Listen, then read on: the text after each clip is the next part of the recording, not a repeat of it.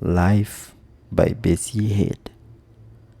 In 1963, when the borders were first set up between Botswana and South Africa, pending Botswana's independence in 1966, all Botswana-born citizens had to return home. Everything had been mingled up in the old colonial days, and the traffic of people to and fro between the two countries had been a steady flow for years and years. More often, especially if there were migrant laborers working in the mines, their period of settlement was brief, but many people had settled there in permanent employment. It was these settlers who were disrupted and sent back to village life in a mainly rural country. On their return, they brought with them bits and bits of a foreign culture and city habits which they had absorbed. Village people reacted in their own way.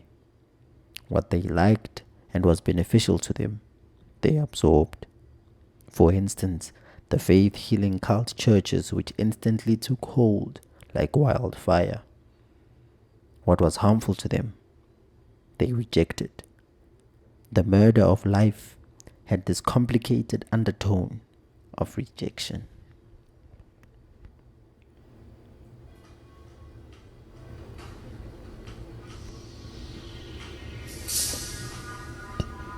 Life had left the village as a little girl of 10 years old with her parents for Johannesburg.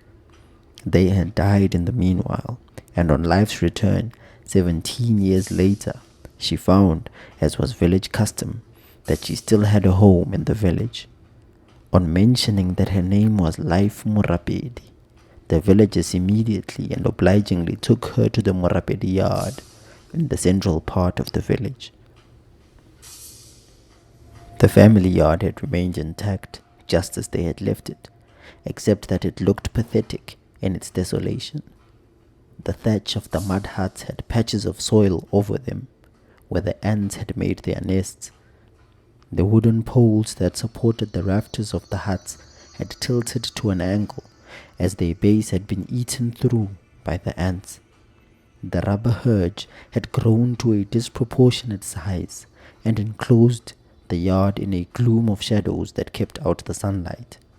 Weeds and grass of many seasonal rains entangled themselves in the yard. Life's future neighbors, a group of women, continued to stand near her. "We can help you put your yard in order," they said kindly. "We are very happy that a child of ours has returned home." They were impressed with the smartness of the city girl. They generally wore old clothes and kept their best things for special occasions like weddings. And even then, those best things might just be ordinary cotton prints. The girl wore an expensive cream costume of linen material, tailored to fit her tall, full figure. She had a bright, vivacious, friendly manner and laughed freely and loudly. Her speech was rapid and a little hysterical, but that was in keeping with her whole personality. "She is going to bring us a little light," the women said among themselves as they went off to fetch their work tools.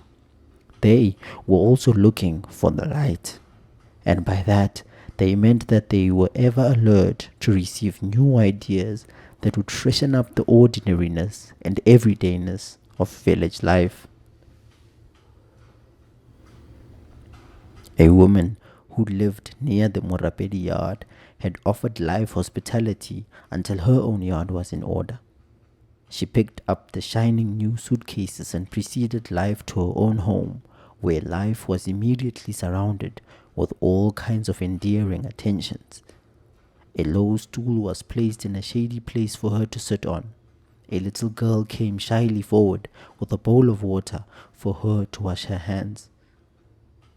And following on this, a tray with a bowl of meat and porridge was set before her so that she could revive herself after a long journey home.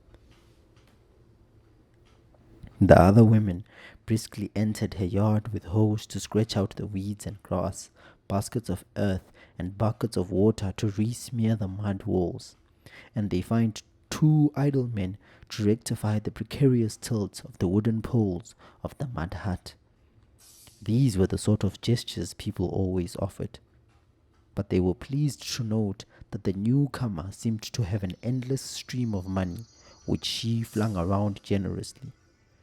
The work party in her yard would suggest that the meat of a goat, slowly simmering in a great iron pot, would help the work to move with a swing, and life would immediately produce the money to purchase the goat, and also tea, milk, sugar, pots of porridge, or anything the workers expressed a preference for, so that those 2 weeks of making life's yard beautiful for her seemed like one long wedding feast. People usually only ate that much at weddings. "How is it that you have so much money, our child?" one of the women at last asked curiously. "Money flows like water in Johannesburg," Life replied, with her gay and hysterical laugh. "Hey, you have to know how to get it." The women received this with caution. They said among themselves that their child could not have lived a very good life in Johannesburg. Thrift and honesty were the dominant themes of village life, and everyone knew that one could not be honest and rich at the same time. They counted every penny and knew how they had acquired it, with hard work. They never imagined money as a bottomless pit without end. It always had an end, and was hard to come by in this dry, semi-desert land. They predicted that she would soon settle down. Intelligent girls got jobs in the post office sooner or later. Life had had the sort of varied career that a city like Johannesburg offered a lot of black women. She had been a singer, a beauty queen, an advertising model, and a prostitute. None of these careers were available in the village. For the illiterate women, there was farming and housework. For the literate, teaching, nursing, and clerical work. The first wave of women life attracted to herself were the farmers and housewives. They were the intensely conservative, hardcore center of village life. It did not take them long to shun her completely, because men started turning up in an unending stream. What caused a stir of amazement was that Life was the first and the only woman in the village to make a business out of selling herself. The men were paying her for her services. People's attitudes to sex was broad and generous. It was recognized as a necessary part of human life, that it ought to be available whenever possible, like food and water, or else one's life would be extinguished, or one would get dreadfully ill. To prevent these catastrophes from happening, men and women generally had a lot of sex, but on a respectable and human level, with financial considerations coming in as an afterthought. When the news spread around that this had now become a business in Life's yard, she attracted to herself a second wave of women, the beer brewers of the village. The beer brewing women were a gay and lovable crowd who had emancipated themselves some time ago. They were drunk every day and could be seen staggering around the village, usually with a wide-eyed, illegitimate baby hitched onto their hips. They also talked and laughed loudly and slapped each other on the back and had developed a language of their own. Boyfriends, yes. Husbands, no. Do this, do that. We want to rule ourselves. But they too were subject to the respectable order of village life. Many men passed through their lives, but they were all for a time steady boyfriends. Their usual arrangement was, Mother, you help me and I'll help you. This was just so much eyewash. The men hung around, lived on the resources of the women, and during all this time, they would part with about 2 rand of their own money. After about 3 months, a tally-up would be made. "Boyfriend," the woman would say, "love is love and money is money. You owe me money." And it'd never be seen again. But another scoundrel would take his place. And so the story went on and on and on. They found their queen in life. And like all queens, they set her activities apart from themselves. They never attempted to extract money from the constant stream of men because they did not know how. But they liked her yard. Very soon, the din and riot of a Johannesburg township was duplicated on a minor scale in the central part of the village. A transistor radio blurred the day long. Men and women reeled around drunk and laughing, and food and drinks flowed like milk and honey. The people of the surrounding village watched this phenomenon with pursed lips and commented darkly, "They'll all be destroyed. They'll all be destroyed one day, like Sodom and Gomorrah." Life, like the beer brewing women, had a language of her own too. When her friends expressed surprise at the large quantities of steak, eggs, liver, kidneys, and rice they ate in her yard, the sort of food they too could now and then afford, but would not dream of purchasing, she replied in a carefree, offhand way, "I'm used to handling big money." They did not believe it. They were too solid to trust this kind of luck, which had such shaky foundations, and as though to offset some doom that might just be around the corner, they often brought along their own scraggy village chickens reared in their yards as offerings for their day's round of meals. And one of life's philosophies on life, which were too dangerous, and one which she would recall with trembling a few months later, was, "My motto is, live fast, die young, and make sure you have a good-looking corpse." All this was said with the bold, free joy of a woman who had broken all the social taboos. They never followed her to those dizzy heights. A few months after life's arrival in the village, the first hotel with its pub opened. It was initially shunned by all the women, and even the beer brewers considered they hadn't fallen that low yet. The pub was also associated with the idea of selling oneself.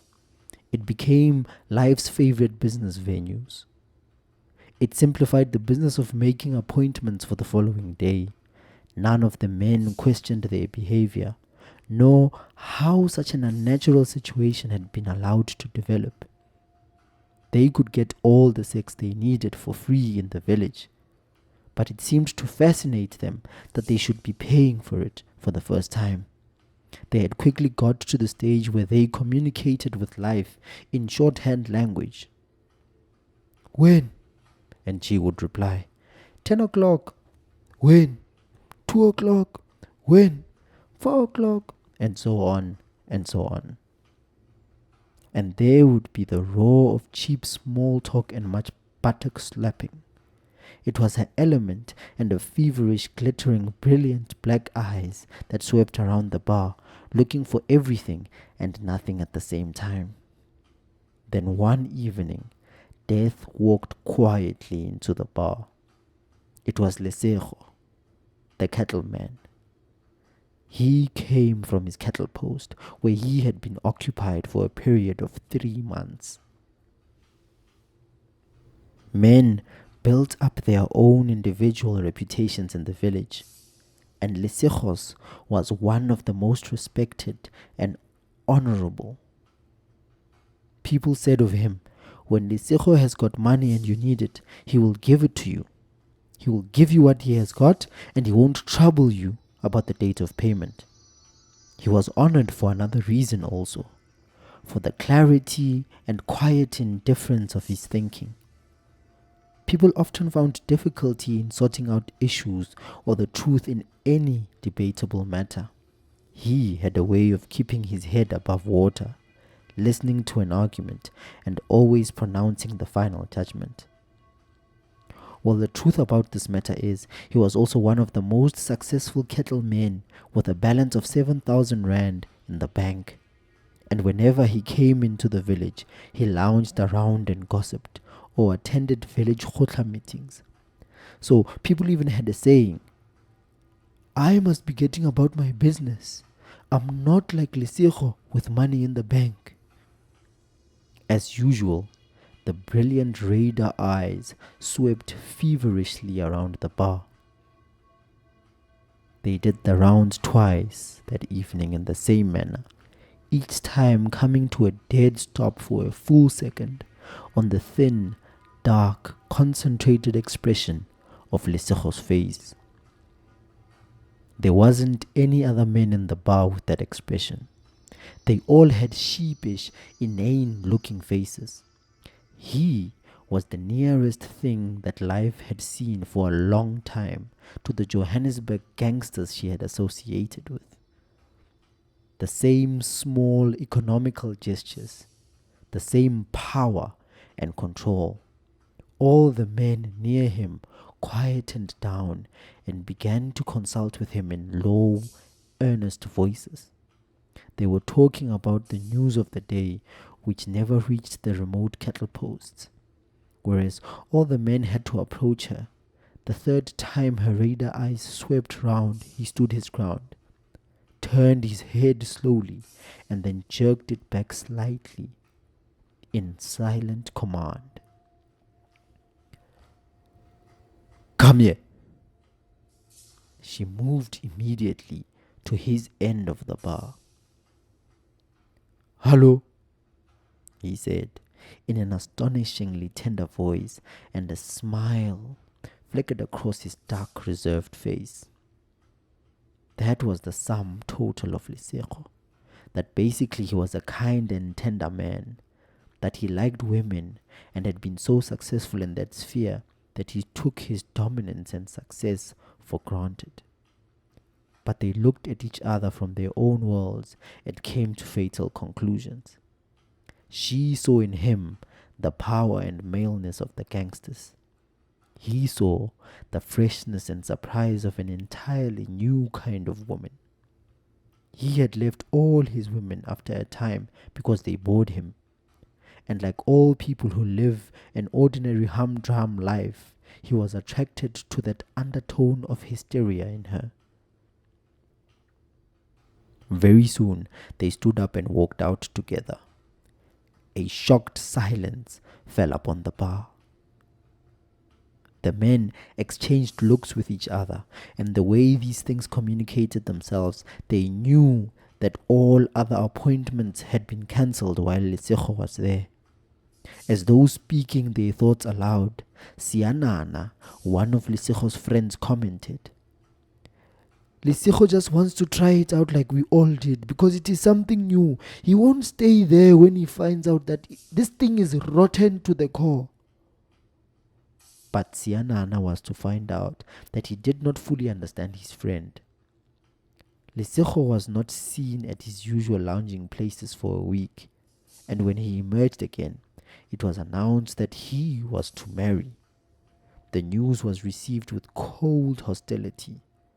Everyone talked of nothing else. It was as impossible as if a crime was being committed before their very eyes. Sianana once more made himself the spokesman. He waylaid Lesogo on his way to the village Lekgotla. I am surprised by the rumors about you, Lesogo, he said bluntly. You can't marry that woman. She's a terrible fuckabout. Lesogo stared back at him steadily. Then he said in his quiet, indifferent way, Who isn't here? Sianana shrugged his shoulders. The subtleties were beyond him. But whatever else was going on, it wasn't commercial. It was human. But did that make it any better? Lesogo liked to bugger up an argument like that with a straightforward point. As they walked along together, Sianana shook his head several times to indicate that something important was eluding him, until at last, with a smile, Lesogo said, "She has told me about all her bad ways. They are over." Sianana merely compressed his lips and remained silent. Life made the announcement too after she was married to all her beer brewing friends. "All my old ways are over," she said. "I have now become a new woman." She still looked happy and hysterical. Everything came to her too easily: men, money, and now marriage. The beer brewers were not slow to point out to her, with the same amazement with which they had exclaimed over the steak and eggs, that there were many women in the village who had cried their eyes out over Lesogo. She was merely flattered by all of this.